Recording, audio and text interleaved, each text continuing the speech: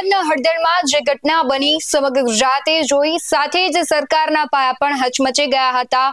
ખેડૂતોમાં રોષ હતો અને ત્યારથી જ લઈને જે આમ આદમી પાર્ટીના અમુક નેતાઓ હતા તે જેલવાસ ભોગવી રહ્યા હતા। રાજુ કરપડા અને પ્રવીણ રામ છે તેને આખરે જામીન મળ્યા અને તે હવે જેલવાસ 108 દિવસનો ભોગવ્યા બાદ બહાર આવ્યા છે, પરંતુ બહાર આવતાની સાથે જ તેમાં ક્યાંક આક્રમકતા દેખાઈ રહી છે, તેના વિશે જ વાત કરવી છે। નમસ્કાર, BS9 ટીવી ન્યૂઝમાં આપની સાથે હું ભગવતી વિશાવડિયા। 108 દિવસનો જેલવાસ ભોગવ્યા બાદ આમ આદમી પાર્ટીના પ્રવીણ રામ અને રાજુ કરપડા છે આખરે બહાર આવ્યા છે, સાથે જે ખેડૂતો છે તે પણ જેલ મુક્ત થયા છે। પરંતુ પ્રવીણ રામ અને કહેવાય છે કે પરેશ ગોસ્વામી બંને જુનાગઢ ખાતે પહોંચ્યા હતા।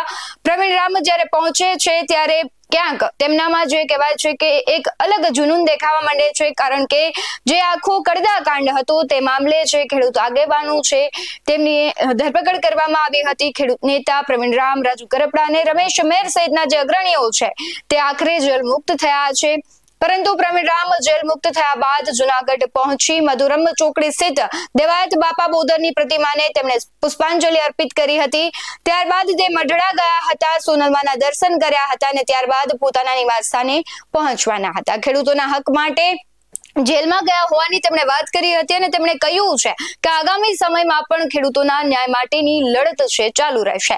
શું કહી રહ્યા છે પ્રવીણ રામ અને પરેશ ગોસ્વામી તેના પર નજર કરીએ। ખેડૂતો માટેની લડાઈ 108 દિવસની જેલની લડાઈ લડ્યા બાદ આજરોજ હું અત્યારે જુનાગઢ ખાતે મધુરમ ચોકડી ખાતે આપા દેવાયતના સ્ટેચ્યુ પાસે એમને હાથોરા કર્યા છે, એમના ચરણોમાં વંદન કરી અને એમને પ્રાર્થના કરી છે કે આવનારા દિવસોમાં ખેડૂતોની લડાઈ લડવા માટેની હજુ વધારે શક્તિ આપે, એટલા માટે કે આપા દેવાયત જે છે એ બલિદાનનું પ્રતીક છે। એમણે પોતાના દીકરાને આ રાજ્ય માટે બલિદાન જ્યારે કર્યું છે ત્યારે ચોક્કસથી એમાં પ્રેરણા લઈ અને આવનારા દિવસોની અંદર ગુજરાતના ખેડૂતો માટે હજુ પણ જેટલું બલિદાન અમારે આપવું પડે એટલું બલિદાન આપવા માટે તૈયાર છીએ અને બલિદાન આપીને આવી જેલો તો કદાચ ગમે એટલી જેલો થાય હજુ પણ બલિદાન આપી અને ગુજરાતમાં ખેડૂતોની લડાઈ ચાલુ રહેશે અને આ લડાઈની અંદર ગુજરાતના ખેડૂતોને પરિણામ મળશે। પ્રવીણ રામ, પ્રદેશ ફ્રન્ટલ અધ્યક્ષ, આમ આદમી પાર્ટી।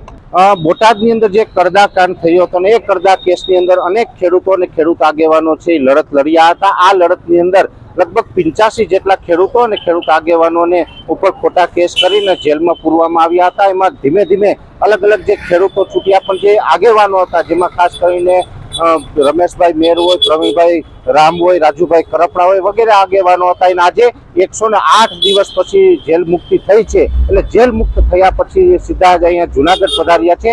જુનાગઢ અહીંયા મધુરમ ચોકડી પાસે જે દેવાત બાપા બોદરનું પુતળું છે તેમના ફૂલહાર કરી તેમના આશીર્વાદ લીધા છે અને હવે અહીંથી મઢડા જઈ અને પછી ત્યાંથી પોતાના નિવાસ સ્થાને પહોંચશે અને જેવી રીતે અત્યાર સુધી ખેડૂતો માટે લડ્યા છે, ખેડૂતો માટે જેલમાં પણ ગયા, આવનારા દિવસમાં પણ હજુ ખેડૂતોના હક માટે પ્રવીણભાઈ રામ હોય, રાજુભાઈ કરપડા હોય, તમામ આગેવાનો છે લડતા રહેશે અને બધા સાથે મળી અને ખેડૂતોનો હક અપાવશે।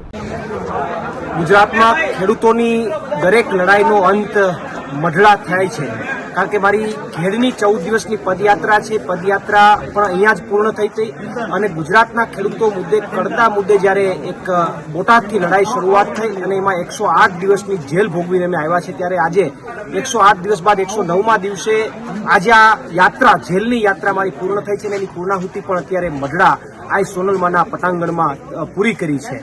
ત્યારે હું આ સોનલમાના ચરણોમાં નતમસ્તક વંદન કરી અને પ્રાર્થના કરું છું કે આવનારા દિવસોની અંદર હજુ પણ ગુજરાતના ખેડૂતો માટે અને ગુજરાતના લોકો માટે લડવાની મને વધુમાં વધુ શક્તિ આપે અને જે કંઈ પણ બીજી તાકાતો છે એની સામે તાકાતથી લડી અને ગુજરાતના ખેડૂતોને હું કંઈક અપાવી શકું એવી તાકાત મને માતાજી આપે એ સાથે અત્યારે ચરણોમાં પ્રાર્થના કરી અને આજની જે કંઈ મારી આ 108 દિવસની જેલ યાત્રા છે અહીંયા પૂર્ણ થાય છે।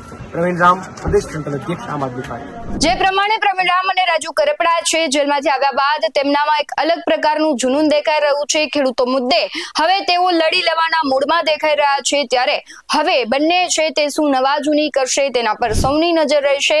ત્યારે તમારું શું માનવું છે કમેન્ટ બોક્સમાં જરૂરથી જણાવજો। બાકી આવા જ વધુ અહેવાલો સાથે ફરી મળતા રહીશું। તમે અમારી YouTube ચેનલને સબસ્ક્રાઇબ કરવાનું, અમને Facebook અને Instagram પર ફોલો કરવાનું ભૂલશો નહીં। બાકી અવનવી અપડેટ્સ મેળવવા માટે આપ જોતા રહો BS9 ન્યૂઝ। નમસ્કાર।